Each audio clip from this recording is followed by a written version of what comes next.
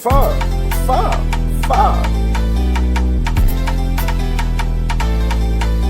Laser, don't trip out. You wouldn't want to come back. Swear got me down, but I still won't dump that. I'm not even gonna lie. Growing up Nigerian was like surviving a reality show nobody signed up for. And before anybody in the comments starts saying, "Oh, respect your parents," relax. I love my parents. Most Nigerian parents sacrifice everything for their kids. They work non-stop, send money back home, take care of family members, give up sleep, give up happiness, just so their kids can have a better life. But at the same time, a lot of us grew up with stuff that genuinely messed us up. And the crazy part is, African kids somehow all live the same childhood. Like, why does every Nigerian household feel like a military base? One wrong move and one wrong word, your entire bloodline is disappointed in you. And bro, if your name is Ayomide, you're already cooked. Because Nigerian parents love meaningful names. Oh, Ayomide means joy has come. Sounds beautiful, right?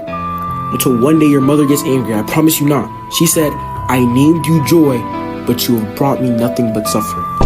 Bro, what do I even say to that? Now I'm sitting there questioning my entire existence because I forgot to take chicken out of the freezer. A lot of Nigerian kids weren't raised with communication. They were raised with fear. Your dad comes home, everybody becomes silent. TV volume instantly lowered, nobody's talking, nobody's laughing. Even the air changes, and African parents have this stare. That stare alone could stop your heartbeat. Your mom could be looking at you from across the church and suddenly you remember every bad thing you've done since kindergarten. And look, discipline matters. Kids need rules, but some of us grew up scared to even speak. Scared to ask questions, scared to explain ourselves, and scared to make mistakes. Because every small problem felt huge. I remember one time my dad got so angry at me during an argument, he grabbed me rough by the head and slammed my head into the wall. I still have that mark on my forehead till this day.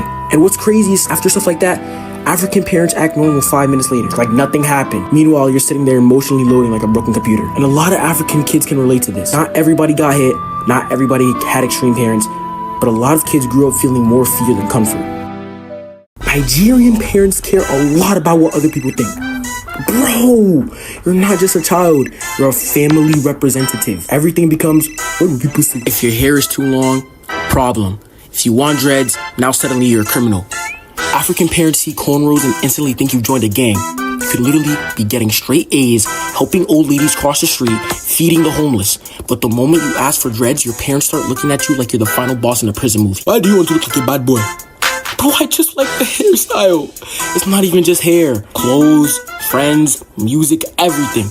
Because Nigerian parents are heavily focused on respectability. They want their kids to look successful, look disciplined, look perfect. Even if the child is stressed inside, a lot of African kids grew up learning, don't embarrass the family. Instead of be yourself.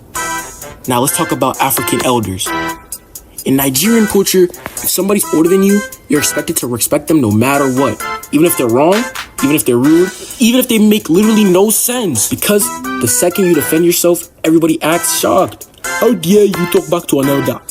And African kids know this pain. You could be 100% right, 1,000% right, 1,000,000% correct, fully correct. But because somebody's older, suddenly your opinion disappears. And Nigerian parents take this very seriously. You greet them wrong, problem. You don't greet loud enough, problem. You forget to say good morning to one auntie, now the entire family thinks you're disrespectful and a disappointment. And look, respecting elders is important. That's part of African culture. But sometimes, it goes too far. Some adults believe being older means they can say anything, do anything, and you just have to accept it quietly. That's why so many African kids grow up scared to speak up, because our childhood was, keep quiet. Now this is the part people outside of African households don't understand. Nigerian parents sacrifice like crazy, like no tomorrow. A lot of African parents will send their last money, last dime, last cent to family back home. They help cousins, uncles, aunties, grandparents, everybody they could possibly know since birth, even when they themselves are struggling. And growing up, you see that. You see your parents stressed, working nonstop, trying to survive and trying to provide. And honestly, that pressure affects them too. A lot of African parents grew up in survival mode, so emotions were never really talked about. Their mindset became work hard, survive, and don't complain. That's why some parents struggle with emotional support. Instead of saying, I'm proud of you, they say, did you eat? That's their version of love. And honestly, sometimes I feel bad for them too, because some Nigerian parents never got the kindness growing up either. They were raised hard, so they will raise us hard. That's how generational trauma keeps moving. I know being an African kid in an African home gets tiring. This is exactly why today's video is sponsored by W. Because if you grew up with African parents, you already know you're gonna need some energy. I use W while editing, gaming, and surviving Nigerian lectures that somehow last longer than school classes. So if you need some, use code MANIPULATED for 10% off all orders. Alright, back to the video. Nigerian parents love comparing children. If you get a 95 on a test, instead of saying good job, they hit you with the what happened to the other 5%? Huh? Then they bring up that one cousin. Every African family somehow has that one cousin who's apparently carrying cancer at the age of 14. Look at your cousin. Don't leave me alone. And after hearing comparisons your whole childhood, you start feeling like nothing is ever enough. Grades? Not enough. Clean room? Not enough. You start feeling like love is connected to performance. And that pressure follows people into adulthood. Now you overthink everything, apologize for tiny mistakes, and feel guilty resting because your brain was trained to believe mistakes are equal to failure. The funniest thing is African kids developing survival skills. We know footsteps, we know moods, we can tell if somebody's angry by how they close the door. African kids can clean an entire house in 10 minutes. Nobody lies faster than an African child trying to explain why the kitchen light was left on. I was praying. And let's not forget when your mom calls your full name. Once that middle name comes out, yeah, you're fried. GG's game over.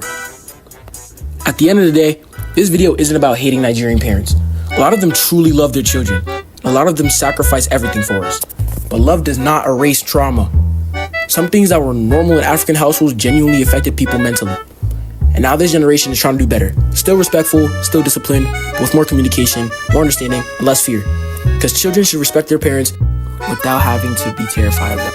And if you related to this video, congratulations, you survived the Nigerian parent experience. Now, if my mom and dad sees this video, I might disappear for a few days. So like, comment, and subscribe for more videos. And thank you for supporting. Thank you for watching. You to go. Bye, man.